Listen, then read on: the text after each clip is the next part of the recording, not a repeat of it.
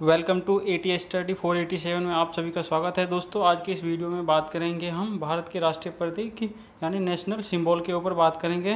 Total 25 plus यानी 26 question है। सारे क्वेश्चन इसी के बीच में हमेशा रिपीट होते रहते हैं, आने वाले सभी एग्जाम में भी पूछे जाएंगे और इससे पहले जितने भी एग्जाम हुए उन सभी में यहीं से पूछे जाते हैं। जितने भी क्वेश्चन बनते हैं इससे बाहर कुछ भी नहीं होता है। तो इसलिए इस वीडियो को आप पूरा देखें और साथ के साथ याद कर ले और अपने दोस्तों के साथ इस वीडियो को ज़्यादा शेयर करें। साथ में अगर नए हैं तो चैनल को सब्सक्राइब भी कर लें। आइए देखते हैं पहला क्वेश्चन। पहला है, भारत के राष्ट्रीय ध्वज की लंबाई और चौड़ाई का अनुपात कितना है? सही आंसर है बी, 3:2। दूसरा है, भारत के राष्ट्रीय ध्वज की चौड़ाई और लंबाई का अनुपात क्या है? तो होगा सही आंसर बी। यहाँ पे पूछा था लंबाई और चौड़ाई, तो लंबाई 3 और चौड़ाई 2, तो 3:2 हो गया था। यहाँ पे चौड़ाई और लंबाई तो ठीक अपोजिट करना है, 2:3। अगला है, भारत के राष्ट्रीय ध्वज के मध्य में बने धर्म चक्र का रंग क्या है? सही आंसर बी, गहरा नीला। अगला 4 नंबर, भारत के राष्ट्रीय ध्वज के चक्र में कितनी तीलियां हैं? सही आंसर डी, 24 तीलियां हैं, 24। अगला है, स्वतंत्र भारत के राष्ट्रीय ध्वज का डिजाइन निम्नलिखित में से किसने बनाया था? सही आंसर डी, पिंगाली वेंकैया ने बनाया था। अगला 6 नंबर, भारत का राष्ट्रीय गान यानी नेशनल एंथम है इनमें से कौन सा? सही आंसर सी, जनगण मन। ये सभी आपको भी पता होगा। अगला है, भारत के राष्ट्रीय गान के रचयिता कौन है?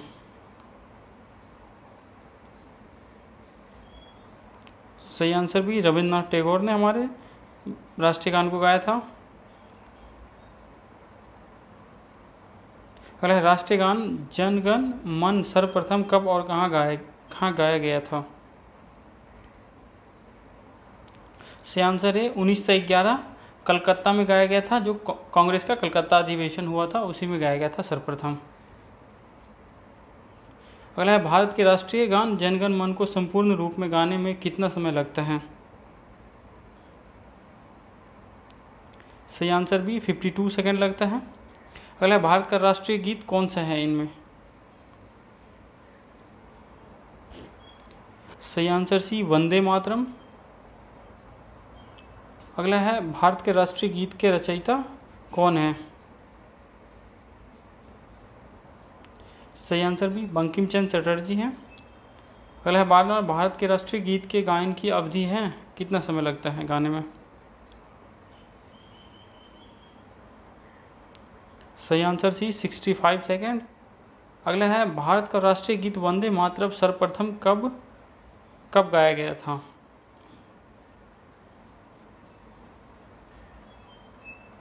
सही आंसर बी, 1896 ईस्वी में गाया गया था। अगला, भारत का राष्ट्रीय गीत वंदे मातरम किस ग्रंथ से संकलित है? सही आंसर डी, आनंद मठ से। अगला है, आकाशवाणी और दूरदर्शन के दैनिक कार्यक्रम की शुरुआत किससे होती है? सही आंसर है बी, राष्ट्रगीत के साथ शुरुआत होती है। अगला है, सारनाथ स्थित राष्ट्रीय स्तंभ का कौन सा भाग राष्ट्रीय प्रतीक या चिन्ह के रूप में लिया गया है? सही आंसर ए, शीर्ष भाग को लिया गया है। अगला है, भारत के राष्ट्रीय प्रतीक में निम्नलिखित में से कौन सा पशु दृष्टिगत नहीं है? सही आंसर डी, हिरण। भारत के राष्ट्रीय प्रतीक चिन्ह में कितने शेर दिखाई देते हैं?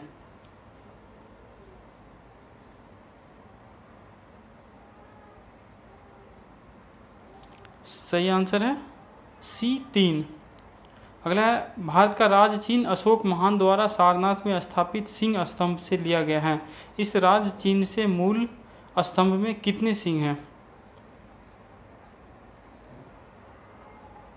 सही आंसर सी, 4 है। अगला है, भारत के राष्ट्रीय संवत के रूप में किस संवत को मान्यता प्राप्त की गई है? सही आंसर बी शक सावंत से। अगला है शक सावंत पर आधारित राष्ट्रीय पंचांग प्रथम मास होता है। कौन से महीना राष्ट्रीय पंचांग में प्रथम होता है यानी फर्स्ट मंथ होता है?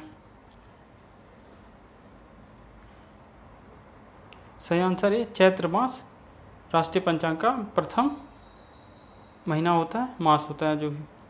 शक सावंत पर आधारित राष्ट्रीय पंचांग अंतिम मास कौन सा होता है? सही आंसर डी फाल्गुन महीना अंतिम मास होता है।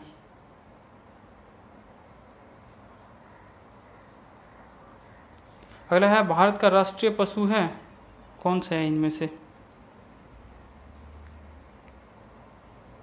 सही आंसर सी बाघ। 24 नंबर है बाघ से पूर्व भारत का राष्ट्रीय पशु कौन था इनमें से?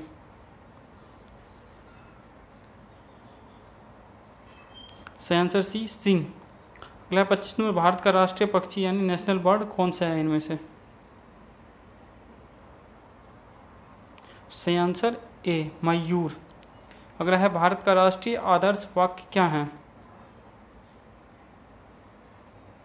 सही आंसर ए सत्यमेव जयते। दोस्तों अगर चैनल पे अभी भी आप नए हैं तो चैनल को सब्सक्राइब जरूर कर लें और साथ में बेल आइकन जरूर दबा दें ताकि आने वाली सभी वीडियो की नोटिफिकेशन सबसे पहले आपको मिल सके। और अपने दोस्तों के साथ ज़्यादा से ज़्यादा शेयर करें, लाइक कमेंट करके ज़रूर बताएं। धन्यवाद।